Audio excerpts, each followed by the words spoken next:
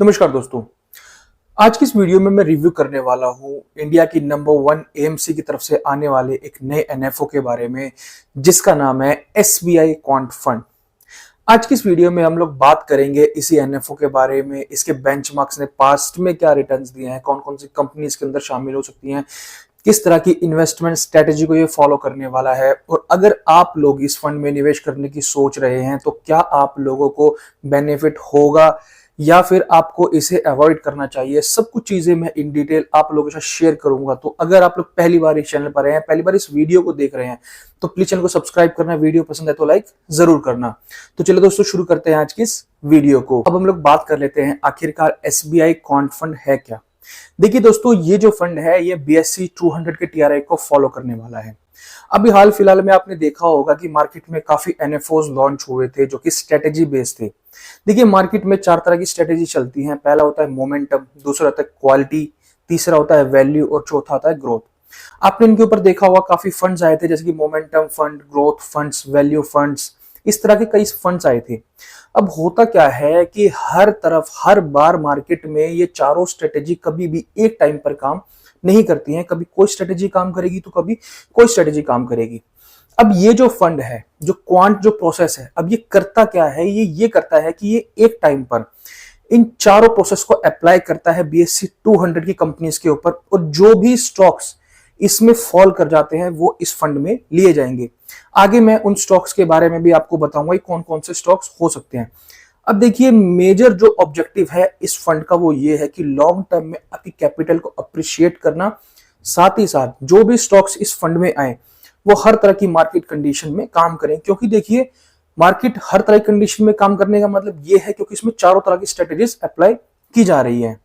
अब हम लोग बात कर लेते हैं कि इसकी बेसिक डिटेल्स क्या है, जो आपके लिए जानना बेहद जरूरी है। तो जैसा कि मैंने आपको बताया, इस फंड का नाम है SBI quant fund direct growth plan. इसकी जो लॉन्च डेट है वो है 4 दिसंबर को, और इसकी एंड डेट होगी 18 दिसंबर को। अलॉटमेंट आएगी इसकी 26 दिसंबर को, और इसकी एनएवी है 10 रुपए। मिनिमम एसआईपी अगर आप लोग इसमें शुरू करने जा रहे हैं तो आप 500 रुपए से कर सकते हैं। मिनिमम लमसम आप कर सकते हैं इसमें 5000 रुपए से। एग्जिट लोड इसमें लगेगा 0.5% अगर आप अपने पैसे को विद इन 6 मंथ्स के अंदर रिडीम करते हैं तो। और इसमें किसी भी तरह का कोई भी लॉक इन पीरियड नहीं है। आप जब चाहे इसमें इन्वेस्ट कर सकते हैं और जब चाहे इस स्कीम से बाहर आ सकते हैं। अभी तक आप लोगों ने ये जान लिया कि आखिरकार ये क्वांट फंड है क्या, इसकी बेसिक डिटेल्स क्या है। अब हम लोग बात कर लेते हैं कि किस कंपनी को किस हिसाब से क्या वेटेज इसके अंदर दी जाने वाली है। देखिए, जो पहली कंपनी है वो है HDFC bank 8.55%, ICICI bank 5.71%, Reliance industry 5.55%, Infosys 4.24%, Larsen and turbo 2.74%, ITC 2.71%, TCS 2.70%, भारतीय एयरटेल 2.69%, एक्सिस बैंक 2.05%, SBI 2.03%। तो ये कुछ ऐसी कंपनीज थी जिसके अंदर इसमें निवेश किया जाने वाला है। चलिए अब हम लोग बात कर लेते हैं किस किस सेक्टर से इसके अंदर कंपनीज आने वाली है।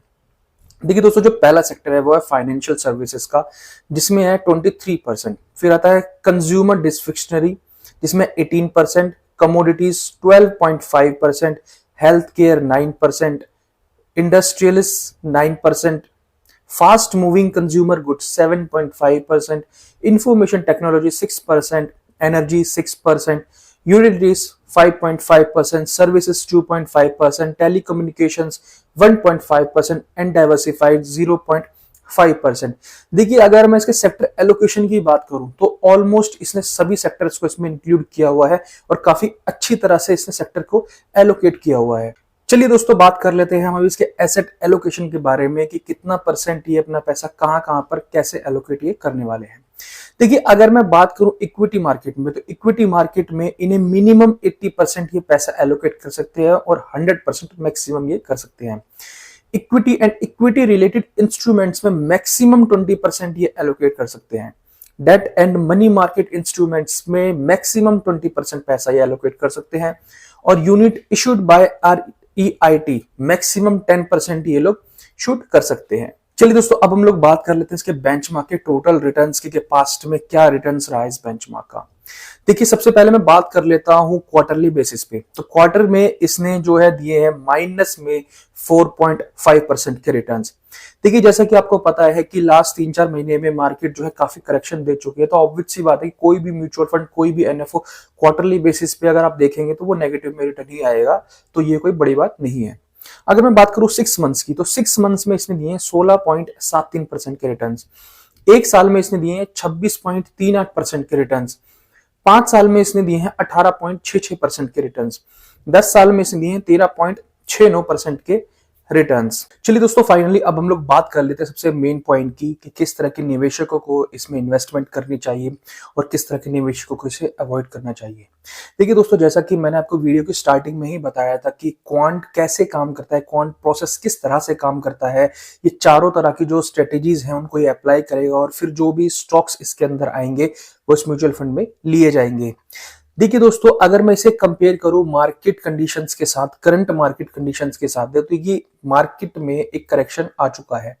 उसके बाद अब मार्केट एक बुल रन में चलने को तैयार है। मार्केट स्टेबल हो चुका है एक पॉइंट पर आके। तो हो सकता है कि जब ये म्यूचुअल फंड लाइव हो जाए उसके बाद कुछ टाइम के लिए या आने वाले मतलब 3, 4, 5, 6 महीने के लिए, साल भर के लिए ये अच्छे रिटर्न्स आप लोगों को बना करके दे सकता है। बट अगर जैसे कि मैंने आपको बताया इसके बेंचमार्क के रिटर्न्स, जैसे कि मैंने अभी आपको बताया था, तो वो कुछ खासे मुझे अच्छे दिख नहीं रहे हैं, क्योंकि उससे तो खासे अच्छे रिटर्न जो हैं बाकी बहुत से म्यूचुअल फंड है जो करंटली दे रहे हैं। तो देखिए दोस्तों, अगर आप लोग एक ऐसे इन्वेस्टर हैं जो कि एसबीआई का एनएफओ इसलिए इसके अंदर पैसा लगाना चाहते हैं, तो बेशक से आप इसके अंदर लगा सकते हैं। शॉर्ट टर्म में हो सकता है कि आपका पैसा भी बना के ये दे। बट अगर आप एक ऐसे इन्वेस्टर जो कि लॉन्ग टर्म पर्पस के लिए आए हैं मार्केट में और लॉन्ग टर्म के लिए मतलब और भी बहुत से अच्छे फंड्स हैं, बहुत ही सिंपल अपने पोर्टफोलियो को रखना चाहते हैं, तो आप बेशक से इस फंड को अवॉइड कर सकते हैं। देखिए दोस्तों, कोई भी म्यूचुअल फंड हम पास्ट के परफॉर्मेंस से देखिए, हम उसे फ्यूचर प्रोस्पेक्टिव्स मतलब हम उसे फ्यूचर में प्रेडिक्शन नहीं कर सकते किस तरह से वो काम करेगा। हो सकता है कि म्यूचुअल फंड बहुत ही अच्छा काम कर जाए, चारों स्ट्रेटेजीज में वर्क कर जाए, हो सकता है कि ये ना भी अच्छा काम करे। बट जब आपके पास और भी बहुत से ऑप्शंस अवेलेबल है मार्केट के अंदर, तो आपको जरूरी नहीं है कि इस फंड के अंदर ही आप लोग पैसा लगाए। तो देखिए, मेरा फाइनल जो ओपिनियन है इस एनएफओ को लेकर वो ये रहेगा कि अगर आप लोग अभी इसके अंदर वेट कर सकते हैं, इन्वेस्ट ना करके वेट कर सकते हैं, तो आप लोग वेट कीजिए, इस फंड को लॉन्च हो जाने दीजिए, थोड़े टाइम का वेट कीजिए। जैसे कि मैंने इस वीडियो में बता रहा हूं मैं आपको कि शॉर्ट टर्म में हो सकता है कि ये आपको रिटर्न्स बना करके दे दे, क्योंकि मार्केट की कंडीशन ही ऐसी है इस टाइम पे कि मार्केट एक करेक्शन जोन में है। करेक्शन जोन से अब दोबारा से वो बुल रन में आने जा रहा है, तो ये आपको शॉर्ट टर्म में अच्छा पैसा बना करके दे सकता है, no doubt. But long term purpose के लिए आपके लिए और भी बहुत सारे फंड्स हैं जहां पर आप देख सकते हैं। आई होप मेरा मैसेज आपको बहुत क्लियर पहुंचा होगा। आशा करता हूं आपको वीडियो भी पसंद आई होगी। तो वीडियो पसंद आई तो प्लीज चैनल को सब्सक्राइब करना, वीडियो पसंद है तो लाइक जरूर करना। Thank you so much, have a nice day.